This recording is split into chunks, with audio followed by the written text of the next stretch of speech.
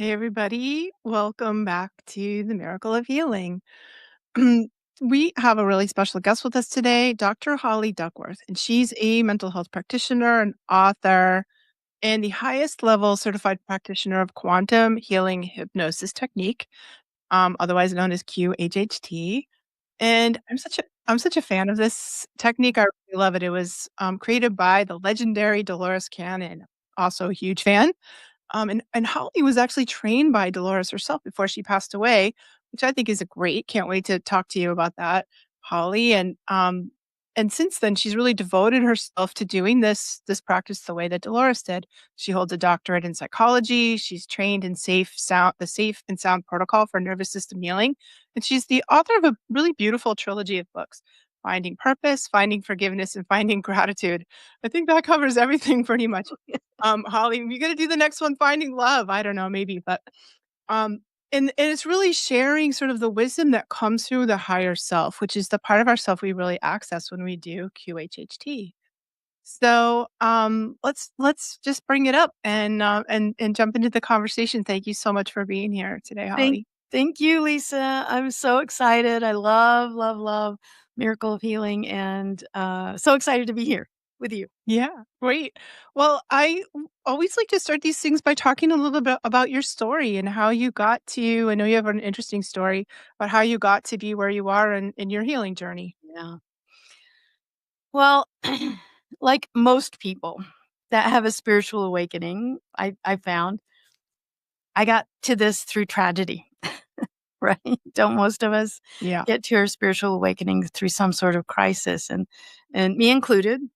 And about 13 a little over 13 years ago, at the time, I had finished my PhD in psychology, but going back before that, Lisa, my bachelor's degree is in mechanical engineering. So I was this buttoned Wow. up, navy blue suit, corporate type person. And even with my psychology work, I was doing things like executive coaching, leadership development, that kind of thing in the corporate world. So in the circles I ran in, had never heard of Dolores Cannon, would never have heard of Dolores Cannon in any way, shape, or form. And so in late 2012, um, my son, who was 20 at the time, was unfortunately incarcerated for DUI.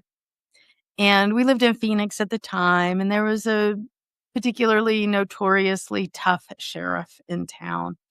And so my not streetwise, um, almost a teenager son was incarcerated in this situation with literally with murderers and rapists and like much, much, much more experienced people than him. So I was a nervous wreck. I was pacing the floor, pulling my hair out, like just, you know, bad situation. Could not visit him, could only have an occasional phone call. And in one of those phone calls, he said, from jail, he said, "Hey, mom, I found this book I think you'd really like." And it was Dolores Cannon, Convoluted Universe, Book 4. I'm like, Wow. okay, never heard of her. But just to have something to talk about at our next conversation, I did the Amazon click, get the book. I get this book, Lisa, and I'm start reading it. And I'm like, oh, everything I've ever believed in my entire life. And here it is in print. And I've never seen it Mm. in print before. And so then I just started devouring her books. And I think by the time he got out, he was in for 21 days. By the time he got out, I had read 5 or 6 of her books, just like as fast as I possibly could. And Wow. she was going to be having a weekend seminar. So that was in December. In January, she was going to be having a weekend seminar. And Dolores would have these seminars and she'd put 200 people into hypnosis simultaneously Hmm. and different, with a different purpose in different scenarios over the weekend. Like meet your spirit guides, past life regression, future life, all these kinds of things. So I told my son, I'm like, let's go see her. Let's go be in the room with her. And so he and I went, and it was absolutely profound because of all my left brain, training, I did not think this hypnosis thing was gonna work on me. I walked into that seminar as a complete skeptic. And of course, first time out of the chute in hypnosis, I had this profound experience that I knew was not my imagination, and that was it. That was January, and February, I was in training. I'm like, "I'm done. I know what I'm doing for the rest of my life. This is it." Wow. So cool. That's a Mhm. fantastic story, and I'm so jealous you got a chance to study with her. Mm. I don't really, I don't know why I never did because I've always been such a huge fan of her work, and she was such a prolific writer. I mean, she wrote so many books and all 21, of them yeah, all of the 21. mind-bending, mind-blowing. I Mhm. mean, what's so cool about her work, I'd love to hear more about this from your perspective, is that she didn't make this stuff up. She got it from the thousands of Yeah, hypnosis sessions that she conducted over her life and that her people would say things, kind of out of the blue that felt like kind of like there were messages right. for her kind of study of metaphysics, right? And kind of putting and I think that like she is one of those people like I that has made the most sense. Like when she talks about Atlantis, I'm like, okay, that's the real thing. Like she got it. You know what I mean? Like Uh, she sort of avoids what I feel like is sort of the new age silliness. And she kind of cuts right into the real thing. And then she gets it from this um I don't know, can you share more about for people that don't know her process? yeah, Share more about yeah. so S fascinating. and I think it's important to consider because she wrote 21 books so far. I think there's still some left in the file cabinet that they're working on. Wow. I think 2 have been produced since her death, and she passed in October of 2014. And, so I think it's important to understand the chronology. Like, her early works were really focused on history. She called herself an investigator of lost knowledge. And so her early books were about past lives. She wrote 2 books about Jesus because she had a client that regressed as the rabbi that gave Jesus and John their bar mitzvah. And so Wow. she explored this rabbi's life. Um, she connected with Nostradamus across time and, recreated his quatrains. So in her early works, it was all about the history. Then she started getting information about extraterrestrials and other planets and that kind of thing. So then she wrote, Keepers of the Garden and Custodians and these books about, Mhm. other planet people and their interactions with Earth. And then only in her very late work was she really connected to the higher self and wrote things like Three Waves of Volunteers in the New Earth, which is about the ascension that the Earth is going through now. Mm. And then the Convoluted Universe books, which are so Those there's are the ones I 5. love. I love those. Mhm. Yeah. And they're just all sorts of metaphysical concepts explained thoroughly. But she didn't actually uncover QHHT until, like, the very late '90s, early 2000s. And that was kind of her coup d'état, that was kind of the, "Ah." All of this work was actually for that. And so QHHT is Quantum Healing Hypnosis Technique. So she found this mechanism through connection with the higher self in hypnosis that physical healing of all manner can be accomplished, can be manifest. And so I think she kind of felt that that was her crowning achievement was this ability for people to, in connection with a higher self, heal from cancer, autoimmune diseases, all sorts of physical experiences that people have.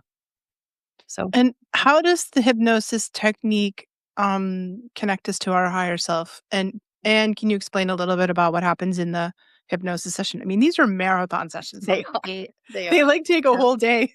they do. But yeah, can you talk Yep, a little bit about that, how absolutely. it works?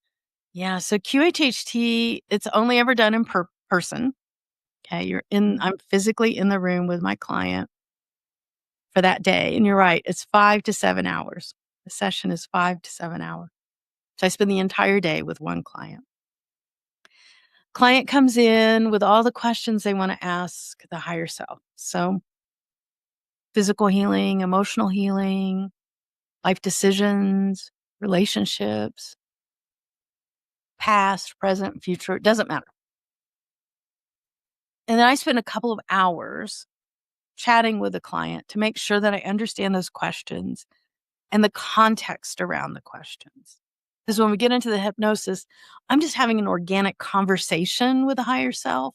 And I don't know where that conversation's going to go in advance. So I've got to be ready with all of the context. So if the higher self takes a hard, sharp right hand turn, I've got to be ready to go there, right? To get what my client wants out.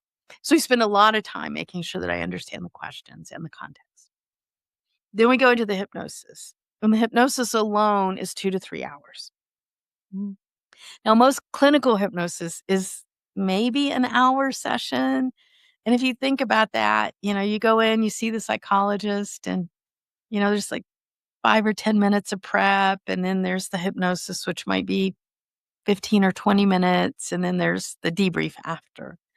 Mm. And I'm in hypnosis with my clients for 2 to 3 hours, not 20 minutes. So this is very Totally different. feels like no time is passing though. Like Does, yeah. if you're like I haven't had a QHHT, but it's on my list. But I did have a hypnosis session with somebody who trained with Michael Newton.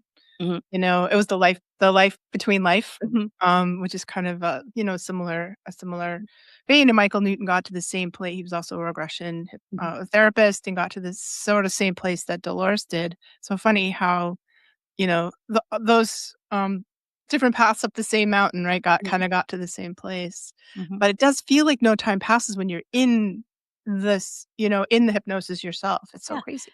It's kind of like it's a brainwave state. Hypnosis is just a brainwave state, and it's a brainwave Mhm. state halfway in between awake and asleep.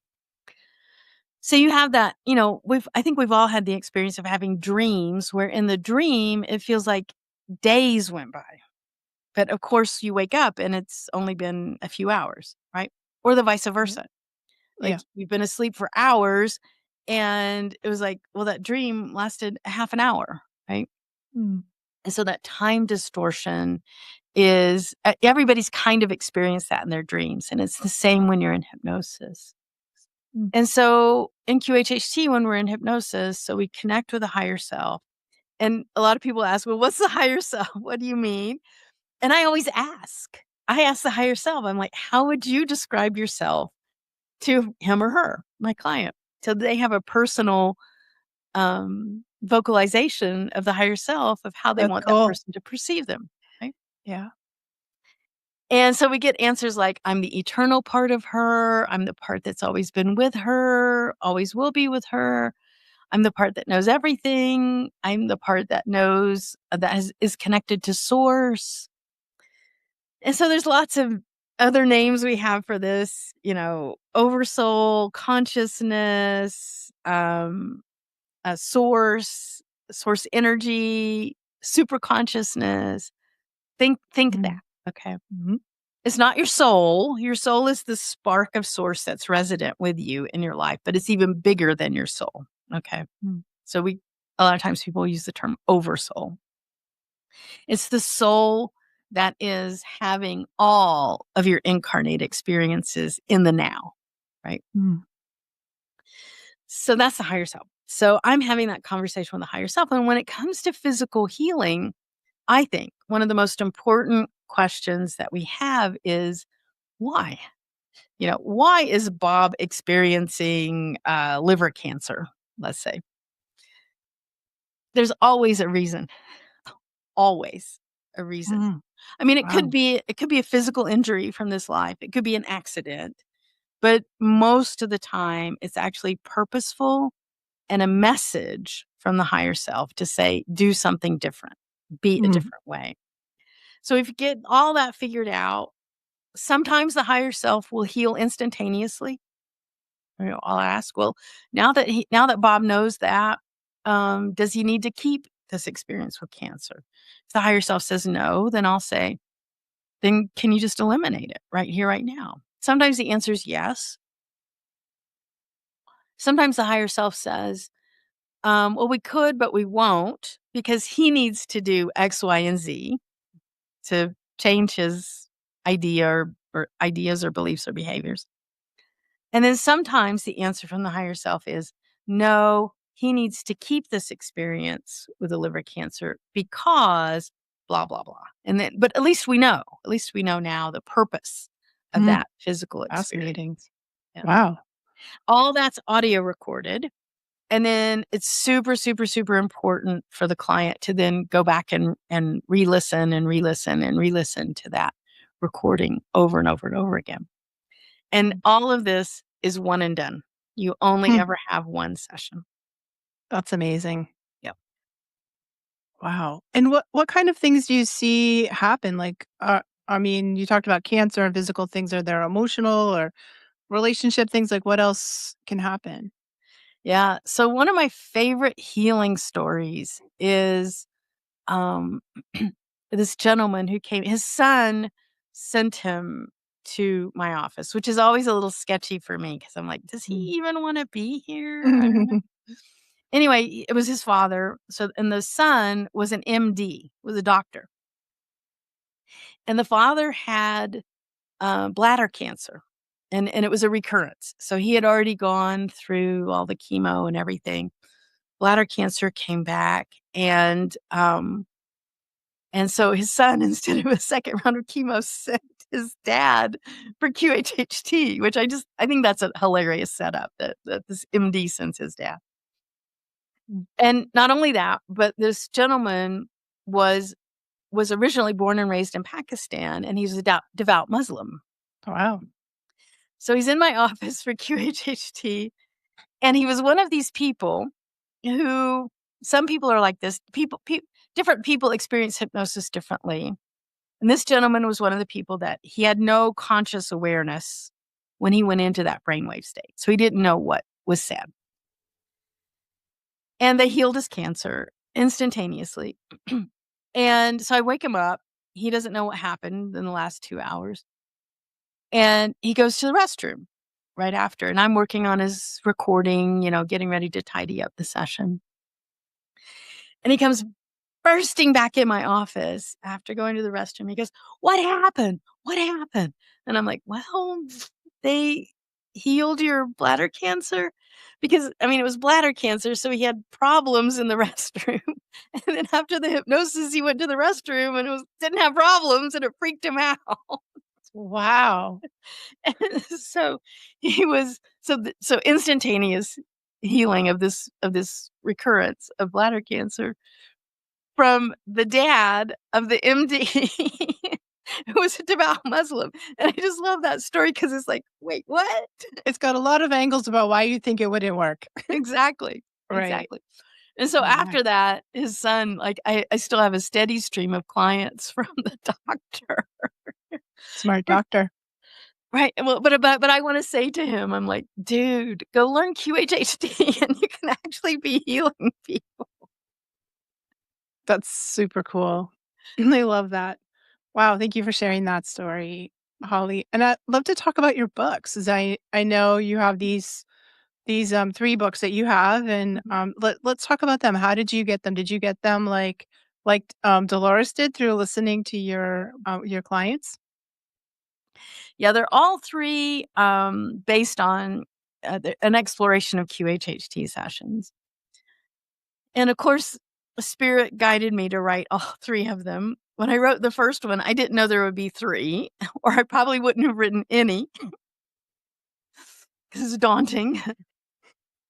But the first one that came about was pretty early in my QHHT career. And I've been doing this for 13 years. And um, I got really curious about how common different clients' questions were. Everybody kind of had the Mm, same questions. What is my life purpose?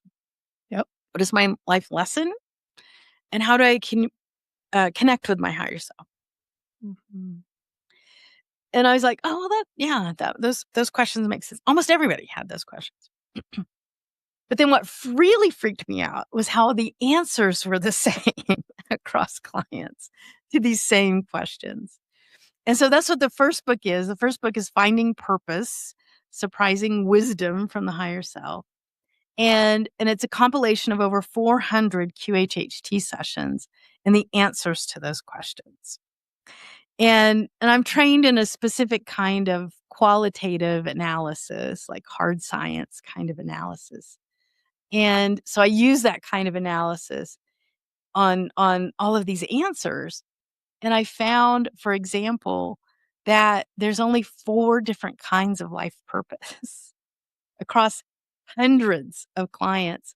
All of the answers kind of coalesce into these 4 kinds of life purpose. Mm. So they're a life purpose of experience. So you've incarnated to have a very specific experience, like be a mom or be a dad. Okay. Mm. So life as experience. The second, and these are kind of in ascending order of commonality. The second is a life of service. So your whole incarnation, the purpose of your incarnation is to support someone else. You're someone else's supporting actor. So you're here as a soul family member to help someone else do what they want to do. So it's life of service. The third is a life purpose to be and bring love into this dimension. So to be a beacon, a light of love in this really dense 3-dimensional reality, which is, it's a tough purpose. Mm. And then the most common, over half of those 400 plus sessions, the answer to what is my life purpose is to be. Mm. To be the only Lisa that's ever been Lisa, to be the only Holly that's ever been Holly, to be your experience, the only Wow. way that experience has ever been. That's incredible. Yeah. It's so common in my, life as a psychic. And I've been a psychic for 40 years now. So I've done quite a lot of sessions on myself. And I have to say that's the single biggest question people ask me. What is my purpose? That's the big one. Mhm. Yeah. Yeah, I hear Yeah. that. So that's what that Mhm. book's about. Then a little later on, I started recognizing how frequently the higher self used forgiveness as a healing mechanism, like as a physical healing mechanism, and how important forgiveness is. And I started noticing some commonalities about the way in which the higher self would use forgiveness for healing. And so I started working directly with the higher self through a friend. I would put her under and then sort this out with the higher self. But the second book in the trilogy is Finding Forgiveness, Surprising Healing from the Higher Self. And so I started really studying this way in which the higher self used forgiveness and what forgiveness really was and what it entailed. Kind of became a researcher of forgiveness. And we always hear that. We hear this over and over, it's pretty obvious that we need to process forgiveness and how forgiveness helps ourselves. But what I couldn't find anywhere, not even in the Bible, like nowhere, everybody tells you need to forgive. Nobody tells you how to. Mm. There's no how to. And so that book, Finding Forgiveness, is a how to on forgiveness. And it's Wow. a 4-step process that the higher self gifted me with. And so I in that book, go into those 4 steps with very specific examples from clients of, how this worked. But basically the 4 steps are see, accept, release, and move. See, accept, release, and move. So yeah, if we had a really hurtful situation, whether we hurt someone else hurt us, or we hurt ourselves, which is actually the most common kind of forgiveness needed, is self-forgiveness Mm. because we hurt ourselves.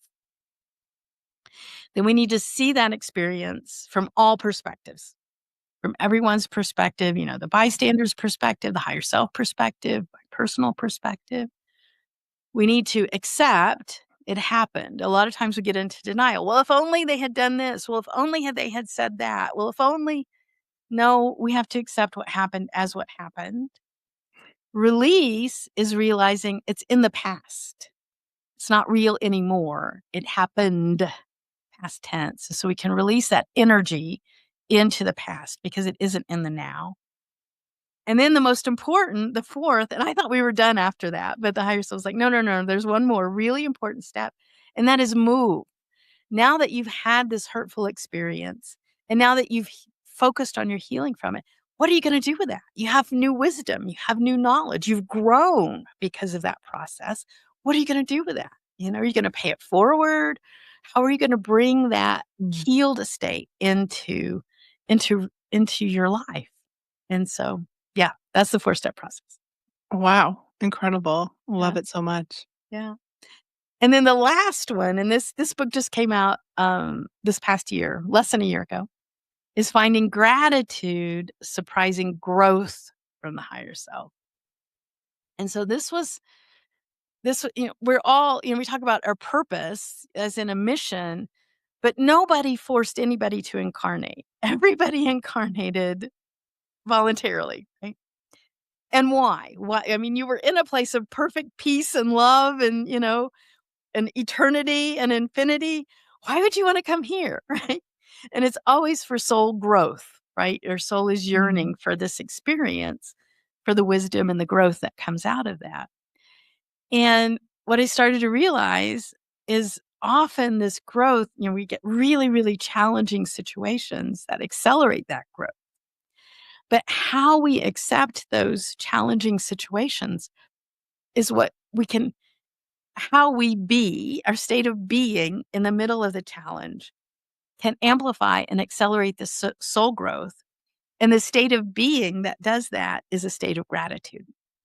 Mm. So accepting even our worst challenges, our most challenging challenges in a state of gratitude actually makes the incarnation more valuable to the soul. Wow, I love that. I can't wait to read them, Yeah. and I can't wait for everybody else to read them too. So Holly, how do people get in touch with you if they want to work with you? I know you only do in person. If they want to read your Yeah. books, how do we get in touch? So my website is awarecaredurango.com. I'm in Durango, Colorado, which is the tippy southwest corner of Colorado. Like I said, QHHT sessions are only done in person, but I have clients fly from all over the world into Durango for their very, very, very sacred and special ceremony of QHHT. You can get the books in all the ways at Amazon, so paperback, Kindle, Audible. And then I also do psychotherapy, and I also do trauma-based, trauma-informed nervous system healing and therapy as well. And all that Mm. information's there on the website. That's fantastic. Wow. Thank you so much for being on the show today, Mhm.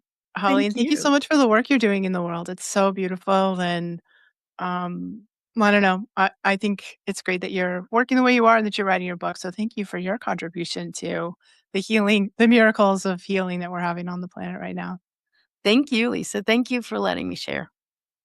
And thanks all of you guys for tuning in. So nice to see you. If you're looking for me, you can find me at lisacampion.com. I work mostly with emerging psychics, healers, and empaths who are trying to figure out their gifts. And because I think the world needs all the healers it can get. That's what I'm here for. And thank you so much for traveling on this journey with us. Where here on the Miracle of Healing, where we are saving the planet one person at a time, right here on the Empower channel.